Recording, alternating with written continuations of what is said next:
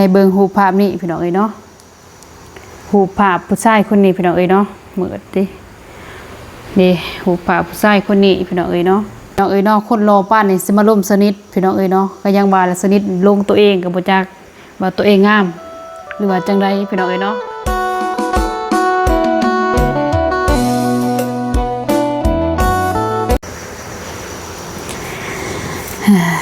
โอเคเปิดภาพมาวันนี้พี่น้องเอ้ยเนาะกะอยู่เฮือนอยู่ซ่านคือเก่าเด้อวันนี้พี่น้องเอ้ยเนาะเนื่องจากว่ามื้อนี้กะสนิทกะบ่ฮู้ว่าสิเว้าจังใดพี่น้องเอ้ยเนาะก็มีเรื่องที่ว่าบ่สบายใจเนาะสนิทกะบ่คิดบ่ฝันเลยพี่น้องเอ้ยเนาะเป็นครั้งแรกของชีวิตพี่น้องเอ้ยเนาะก่อนอื่นกับทักทายสบายดีเด้อเนาะอีพ่ออีแม่ FC สุคนเนาะบ่ว่าอยู่ภายในและก็ต่างประเทศพี่น้องเนาะก็ยินดีเข้าสู่สองเช้านี้มื้อเนาะมาพบมาพอกันมื้อนี้พี่น้องเอ้ยเนาะเช้านี้ก็บ่คิดบ่ฝันเลยว่าสิเจอเหตุการณ์แบบนี้พี่น้องเอ้ยเนาะในชีวิตนี่แหละหรือว่าในปัจจุบันพี่น้องเอ้ยเนาะกาสนิทกาสีมาว่าเอาให้ทาง FC เนาะหรือว่าสุคน FC สุคนพี่น้องเอ้ยเนาะสนิทก็บ่สบายใจนี่แหละกาโพดโพพี่น้องเอ้ยเนาะสนิทก็บ่ฮู้ว่าสนิทนี่งามบ่พี่น้องเอ้ยเนาะจนขั้นสิว่าจังหนึ่งก็คือว่าลงตัวเองพี่น้องเอ้ยเนาะก็คือดังที่ว่าอีพ่ออีแม่ FC ฮู้หั่นแหละพี่น้องเอ้ยเนาะ เพราะว่าจักสิเริ่มต้นจังใดพี่น้องเอ้ยเนาะสนิทก็แบบมันเกิดขึ้นแบบบ่ได้ตั้งโตนะแล้วก็บ่ได้ตั้งใจพี่น้องเนาะก็สนิทในเบิ่งรูปภาพนี้พี่น้องเอ้ยเนาะหูภาพผู้ชายคนนี้พี่น้องเอ้ยเนาะเหมือนดินี่หูภาพผู้ชายคนนี้พี่น้องเอ้ยเนาะสนิทกับมักเบิงแน่พี่น้องเอ้ยเนาะมักเบิงหนังซีรีส์พี่น้องเอ้ยเนาะซีรีส์เกาหลีหรือว่าซีรีส์จีนเนาะถ้าเบิงเพราะว่ามันแจ้งโพดพี่น้องเอ้ยเนาะถ้าเบิงอยู่ในละครเรื่องซีรีส์พี่น้องเอ้ยเนาะก็สิเป็นพระเอกหรือว่าเป็นประธานลูกพี่น้องเอ้ยเนาะที่ว่าสนิทเบิ่งพี่น้องเอ้ยเนาะในเรื่องซีรีส์พี่น้องเอ้ยเนาะก็บ่ฮู้ว่าหลายคนก็สิมักคือสนิทอยู่บ่พี่น้องเอ้ยเนาะแต่สนิทนี่มักเนาะรูปผู้ชายคนนี้นี่แหละพี่น้องเอ้ยเนาะที่ว่าคอมเมนต์เข้ามาในWhatsApp สนิทพี่น้องเอ้ยเนาะก็ได้อยู่ประมาณ2 มื้ออะไรพี่น้องเนาะ2 มื้อ3 มื้ออะไรแต่เพิ่นเริ่มเข้ามาคุยหรือว่ามาแชทหาสนิทพี่น้องเอ้ยเนาะสนิทกับบ่ฮู้ดอกว่าผู้เกี่ยวนี่เป็นจังได๋นะพี่น้องเอ้ยเนาะเข้ามาแล้วก็อยากเข้ามาแบบชูสาวพี่น้องเอ้ยเนาะแต่สนิทบ่คิดหยังเนาะสนิทเบิ่งท่าทางเพิ่นพี่น้องเอ้ยเนาะคนรอป้านนี่สิมาล่มสนิทพี่น้องเอ้ยเนาะก็ยังว่าละสนิทลงตัวเองก็บ่จักว่าตัวเองงามหรือว่าจังไดพี่น้องเอ้ยเนาะเพราะว่ามันแจ้งโพดอยู่ในกล่องนี่พี่น้อง ซื้อเจมพี่น้องเอ้ยเนาะซื้อเพิ่นนี่ซื้อเจมเนาะเพิ่นแนะนำโตนำสนิทเนาะเบื้องต้นเพิ่นแนะนำโตนำสนิทเพิ่นว่าพ่อเป็นคนเกาหลีเนาะแม่เป็นคนออสเตรเลียเพิ่นบอกสนิทพี่น้องเอ้ยเนาะแล้วก็ช่วงตอนนี้นี่เพิ่นนี่ปัจจุบันนี่เพิ่นว่าเพิ่นอยู่อเมริกาเนาะ USA เพิ่นว่าพี่น้องเนาะผู้ชายคนนี้เพิ่นว่าแต่บ่ฮู้ว่าสิแจ้งหรือบ่พี่น้องเอ้ยเนาะ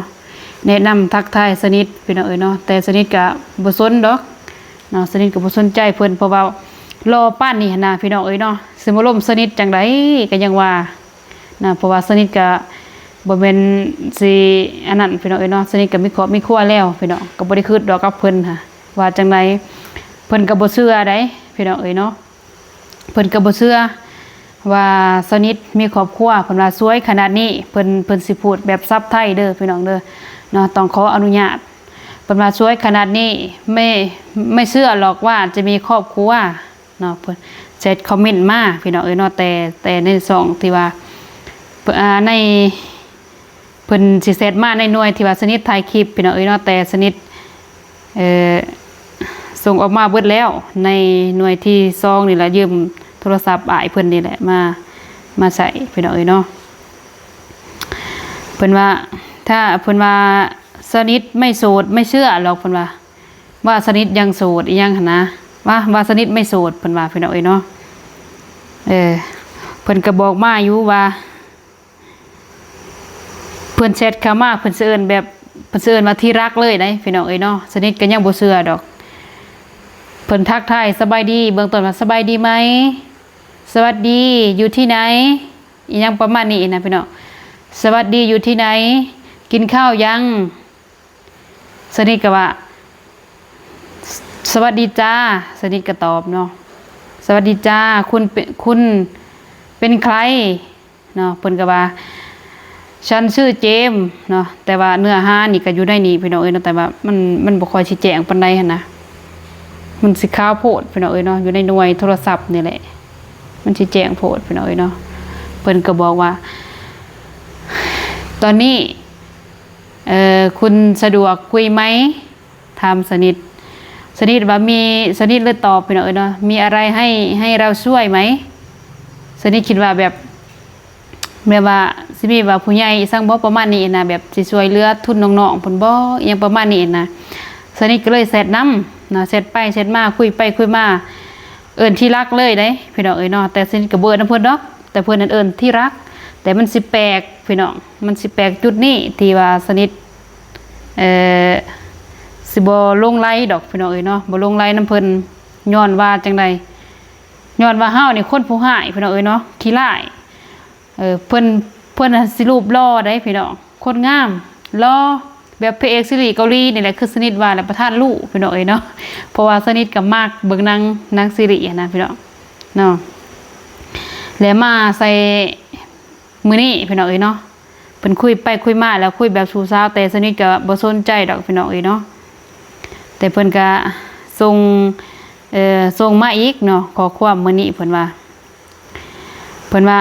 อยากให้สนิทช่วยนะพี่น้องเนาะสนิทก็ถามเพิ่นอยู่ว่าได้ WhatsApp สนิทมาแต่ไสได้เบอร์ได้สั่งมาแต่ไสเพราะว่าเพิ่นว่าเห็นทาง TikTok หรือว่า YouTube นะเพิ่นแนะนำเพิ่นบอกสนิทว่าได้เบอร์มาจากทางนั้นเพราะว่าก็แม่นพี่น้องเนาะเพราะว่าเฮาก็ลินเด้เฮาลิน TikTok แน่แล้วก็ YouTube แน่เฟซแน่พี่น้องเนาะแล้วเฮาสิลงเบอร์อีหยังไว้หั่นนะเนาะเพิ่นก็สินำมาพี่น้องเนาะก็สิประมาณนี้เนาะคุยไปคุยมาเพิ่นเลยว่าฉันอยากส่งการ์ด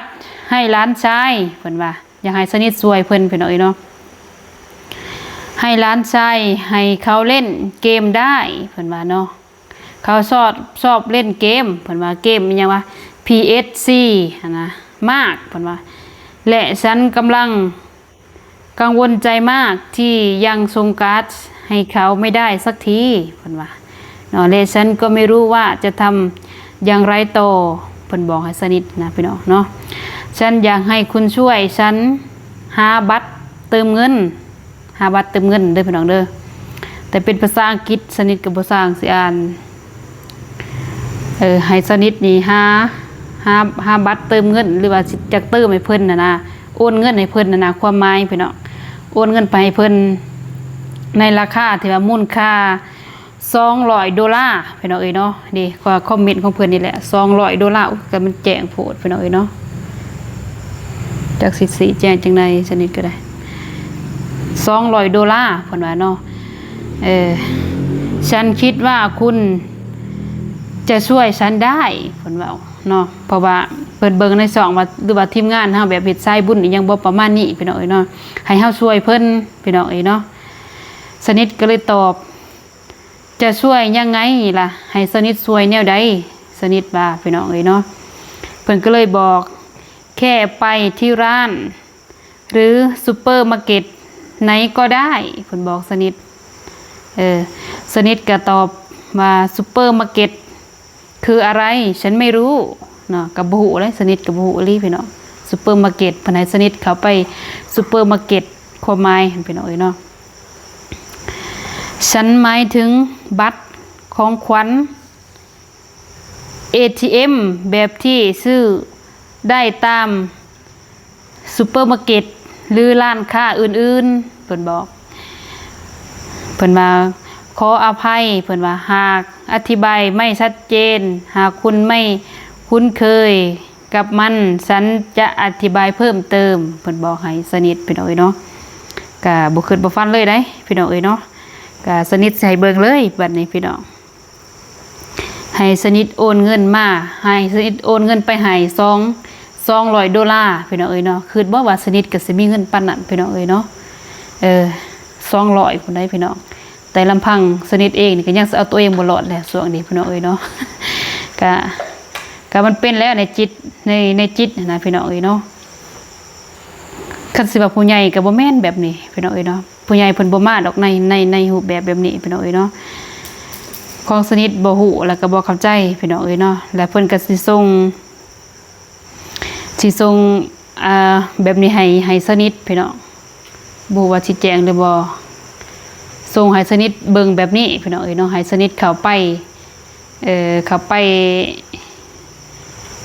ห้างซูเปอร์มาร์เก็ตนะให้สนิทไปยื่นเอกสารแบบนี้ประสงค์มาให้พี่น้องเนาะหลังจากนั้นสนิทก็คืดย่านพี่น้องเนาะคืดย่านเพิ่นว่าขนาดนิ้วมือนี่พี่น้องในรูปภาพนี่ก็ยังเป็นนิ้วมือผู้หญิงพี่น้องเนาะสนิทก็คืดอยู่ก็บ่เห็นแจ้งปานใดพี่น้องเนาะจักสิเฮ็ดรูปได้จังสิเฮ็ดแจ้งในเอกสารนี่พี่น้องเนาะที่ว่ารูปภาพเพิ่นส่งมาให้สนิทเด้นิ้วก็สิเป็นนิ้วมือนี่ข้างนี้พี่น้องเด้นี่สิเป็นนิ้วมือผู้หญิงพี่น้องเนาะเป็นนิ้วมือผู้หญิงเพิ่นส่งมาให้สนิทและผู้เกี่ยวนี่ฮะ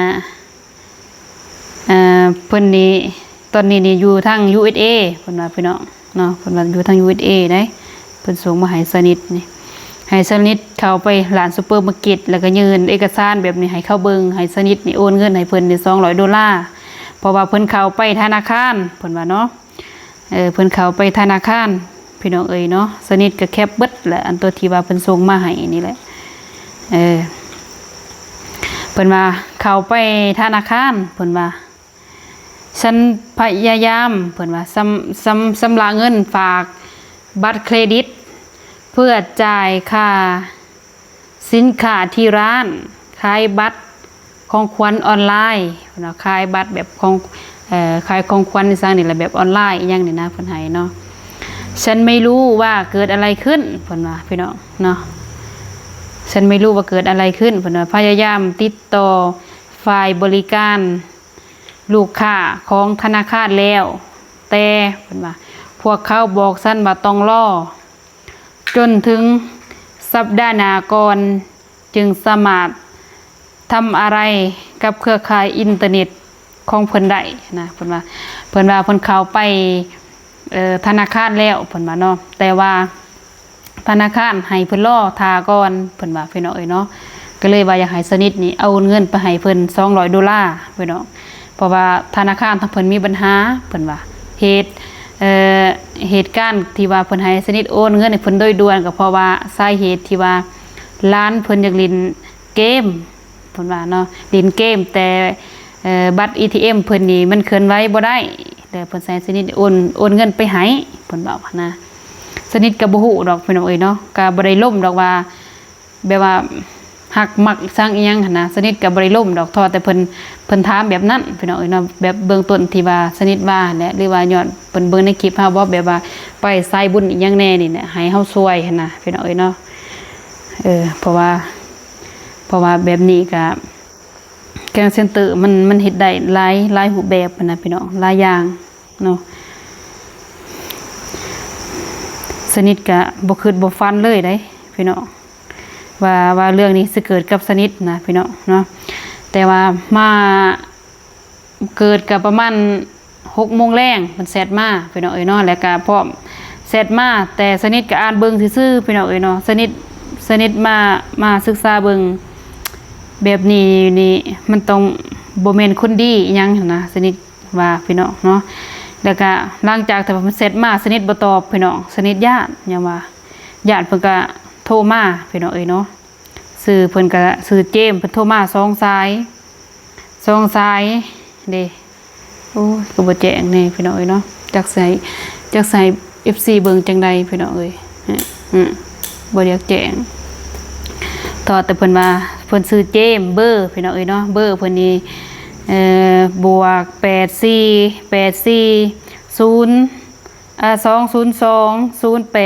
0845เบอร์เพิ่นโทรมาหาสนิทพี่น้องเนาะสนิทบันทึกเบิดพี่น้องเอ้ยเนาะโทรมา2 เทื่อเพิ่นโทรมาบางแรงนี่แหละสนิทก็ตกใจพี่น้องเอ้ยเนาะตกใจสนิทเลยบ่หานรับพี่น้องสนิทบ่หานรับหลังจากที่เพิ่นพิมพ์มาหรือว่าเขียนมาแบบนั้นเนาะสนิทกับบ่หันรับพี่น้องเอ้ยเนาะย่านว่าเพราะว่าเพิ่นเฮ็ดได้หลายรูปแบบนะแต่ว่าสนิทรับบ่หรือว่าย่านว่าโหมดของเขาหั่นแหละย่านว่าเขาแคปรูปภาพเฮาอิหยังประมาณนี้นะพี่น้องเนาะแต่ไปยืนในธนาคารอีหยังนะประมาณนี้เฮาก็ย่านพี่น้องเอ้ยเนาะหรือว่าสนิทก็บ่เคยนะพี่น้องเอ้ยย่านสุดๆคนเขาความว่ารอพี่น้องเอ้ยหาใส่บ่ได้จนว่าระดับประธานลูกพุ่นแหละพี่น้องคือสนิทว่านี่แหละโคตรว่ารอโคตรว่างามเนาะแต่เอาสนิทบ่ได้ดอกพี่น้องเอ้ยเนาะพิมพ์มากก็ยังรู้สึกว่าแปลกไปเลยพี่น้องเฮาขี้หลายปานนี้คนรอพี่น้องเอ้ยเนาะคนรวยเขามีธุรกิจเขาสิมาล่มเฮาอีหยังเฮาบ่แม่นสิมีอีหยังเฮ็ดพี่น้องเอ้ยเนาะเป็นแค่ชาวหัวชาวสวนชาวไร่ชาวนาเขาสิมาล่มซ้ำเฮาพี่น้องเอ้ยเนาะคนรอปานนี้เนาะก็บ่คือบ่ฟันได้ว่าสิเกิดกับสนิทพี่น้องเอ้ยเนาะเพราะว่าอยู่บ้านนี่ก็หรือว่าอยู่เมืองเฮาบ้านเฮานี่ก็หลายคนเติบแล้วพี่น้องเอ้ยเนาะที่ว่าลงไหลนำความงามแบบนี้แหละพี่น้องเอ้ยเนาะความงามความรอเนาะค่ะสิเป็นผู้ชายก็สิเห็นผู้หญิงแบบงามนี่แหละแล้วก็ความว่าเขาเป็นดอกพี่น้องเอ้ยเนาะว่าจังซั่นจังสี่อีสังนี่แหละเนาะจะได้ก็ฝากนำเนาะทางพี่ๆน้องๆฟังลาวเนาะฝากให้มีสติเนาะให้มีสติเนาะให้มีสตินำกันพี่น้องเอ้ยเนาะสนิทเองก็ยังบ่คิดบ่ฟันได้ว่าสิมาเจอกับสนิทพี่น้องเนาะแต่ก็เจอจนได้เกือบโดนสนิทก็พี่น้องเอ้ยแต่มันก็เป็นสีแปลกๆกันแหละมันสิแปลกบ่นึงก็สนิทสิคิดว่าคนเขารอปานนั้นนะเป็นระดับขั้นประธานคันว่าแหละนางผู้แหละ CEO พุ่นได้พี่น้องเนาะซีรีส์เกาหลีพุ่นแหละผู้ในหน้าจอเพิ่นก็ได้เสร็จมาถามเฮาจังสี่เนาะลบนั่นน่ะแนวนี้ซักแต่สนิทบ่ไปนำพี่น้องเอ้ยเนาะสนิทก็เบิ่งเพิ่นเสร็จมาจังไดว่าคุยมาจังไดเนาะพอดีมาใส่มื้อนี้นี่แหละก็เลยให้สนิทช่วยเพิ่นว่าเนาะให้สนิทช่วยเพิ่นแหน่เพิ่นว่าเนาะให้สนิทไปโอนเงิน$200ยังว่าถ้าว่าเป็นเงินกีบเฮานี่ก็$200นี่ก็มันสิถืออยู่ประมาณ4 ล้านป้ายนี่แหละประมาณนี้พี่น้องเนาะถ้าว่าเงินเหรียญขึ้นหรือว่าเงินบาทขึ้นนี่ก็10ป้ายนี่แหละพี่น้องเอ้ยเนาะมันสิถืออยู่4 ล้านหาไสได้พี่น้องเอ้ยเนาะ4 ล้านคิดว่าสนิทนี่มีเงินอยู่บ่แต่สามีลำพังเอาตัวเองยังสิบ่รอดแหละพี่น้องเอ้ยเนาะบ่ว่าเพิ่นก็จักเบิ่งจังได๋แหละที่ว่าเกือบสนิทก็ตกเป็นเหยื่อนี่แหละพี่น้องเอ้ยเนาะก็บ่คิดบ่ฝันว่าสิเจอกับสนิทแบบนี้พี่น้องเนาะครั้งแรกของชีวิตพี่น้องเอ้ยเนาะทอแต่ว่าฝากทั้งพี่ทั้งน้องเนาะบ่ว่าสิเป็นฝั่งไทยเนาะหรือว่าฝั่งลาวให้มีสติในการดำรงชีวิตเด้อเนาะแล้วก็ให้มีสติในการที่ว่าลิ้นโทรศัพท์พี่น้องเนาะลิ้นโทรศัพท์บางคนว่าโอ้เป็นบ่าวเป็นสาวเป็นผู้บ่าวผู้สาวเนาะอยากหาเนื้อคู่บ่หรือว่าอยากล่มแบบเป็นสู่เป็นแฟนผู้บ่าวต่างประเทศยาเด้อพี่น้องเอ้ยเนาะสนิทฝากไว้โลดสนิทบ่ได้ล่มพี่น้องเอ้ยเนาะทอแต่เขาเสร็จเขามาหาซื่อๆว่าได้เบอร์สนิททาง TikTok ทาง YouTube เพิ่นว่าติดตามอยู่เพิ่นว่าสินะเพิ่นว่าเพิ่นเห็นเพิ่นเลยเอาในหันแหละพี่น้องเนาะ ก็เลยว่ามาคุยกับบ่คิดบ่ฝันพี่น้องเอ้ยเนาะค่ะส่วนอย่างหนึ่งก็โชคดีสนิทก็มีสติแน่พี่น้องเอ้ยเนาะเพราะว่าอยู่บ้านเฮานี่แก๊งสแกมเมอร์นี่มันระบาดแห้งพี่น้องเนาะวางส่วงก่อนๆนี่ก็ตำรวจจับไปแล้วพี่น้องเอ้ยเนาะแก๊งสแกมเมอร์อยู่เฉพาะแข้งเซกองเฮาพี่น้องเนาะก็ยังบ่เบิดจักเทื่อได้พี่น้องเนาะจังได๋ก็ฝากทั้งพี่ทั้งน้องทั้งสปป.ลาวเฮานี่แหละให้มีสติเพิ่มขึ้นเนาะพี่น้องเอ้ยเนาะสำหรับคลิปนี้พี่น้องเอ้ยเนาะสาวนิดก็บ่ได้มีหยังลวงลายพี่น้องเอ้ยเนาะมีแต่ว่ามาให้พี่ให้น้องเบิ่งไปนำกันพี่น้องเอ้ยเนาะให้มีสติระวังโตในการลิ้นโทรศัพท์หรือว่าใส่โทรศัพท์เด้อพี่น้องเนาะให้มีสตินำกันโดยเฉพาะแม่นบ่าวสาวพี่น้องเอ้ยเนาะบ่าวสาวกับบ่ติแหละอันนี้ก็บ่แม่นแต่บ่าวสาวแหละฮอดพ่อลูกพ่อเมียพุ่นแหละพี่น้องเอ้ยเนาะผู้ที่ว่าเห็นผู้สาวแล้วก็งามนี่แหละพี่น้องเนาะเห็นผู้สาวงามเมียเจ้าของอยู่บ้านนี่บ่งามพี่น้องเนาะก็ล่มไปซะแล้วพลาดไปเจอแกงสแกมเมอร์หลอกเอาเงินซะบัดนี้พี่น้องเอ้ยเมียอยู่เฮือนขอเงินยังว่าบ่ได้บัดผู้สาวสแกมเมอร์คอนหายใจวับตูดพี่น้องเอ้ยเนาะอยู่บ้านสนิทก็มีพี่น้องเอ้ยเนาะแต่ก็บ่ได้บอกน้ำหรือว่าบ่เอ่ยน้ำพี่น้องเอ้ยเนาะ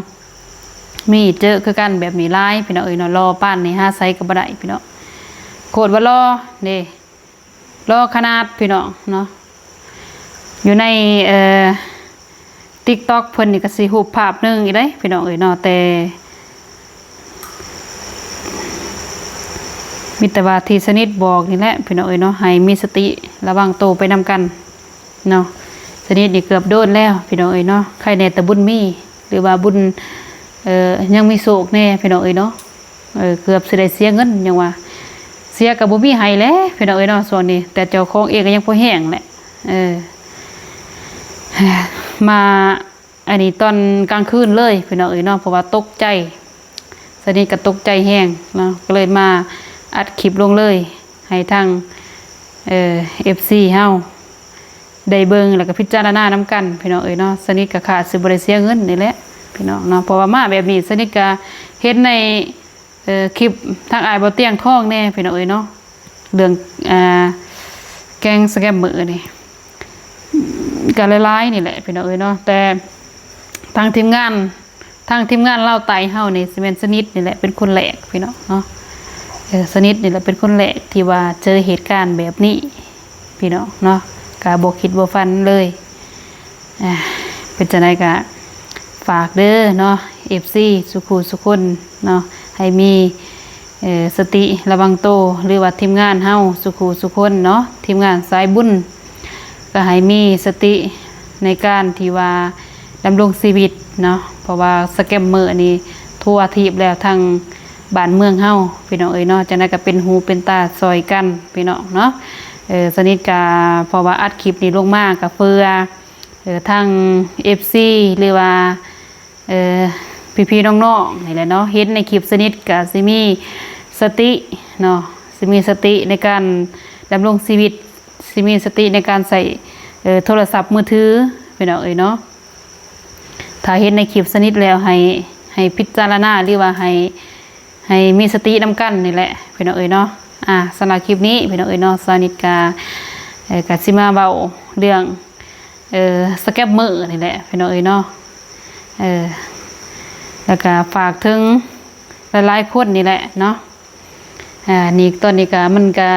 ดึกดื่นเที่ยงคืนแล้วพี่น้องเอ้ยเนาะสนิทกะสิขอโตเนาะสิขอโตจบคลิปนะเป็นพี่น้องเอ้ยเนาะก่อนอื่นก็ขอบคุญขอบคุณเด้อทางผู้ใหญ่ใจบุญสุขุสุคนเนาะแล้วก็ FC สุขุสุคนที่เข้ามาส่งคลิปซะนี้แต่ต้นจนจบเนาะขอให้FC สุขุสุคนจงมีแต่สุขภาพแข็งแรงความเจ็บจะได้ความไข้ยาสุมีเนาะแต่ฝากนำพี่น้องเนาะสำหรับคลิปนี้พี่น้องเอ้ยเนาะสนิทก็สิจบคลิปไปเพียงเท่านี้เด้อเนาะพบกันในคลิปต่อไปสำหรับคลิปนี้ขอกล่าวคำว่าสบายดีพี่น้องเนาะบ๊ายบายพี่น้อง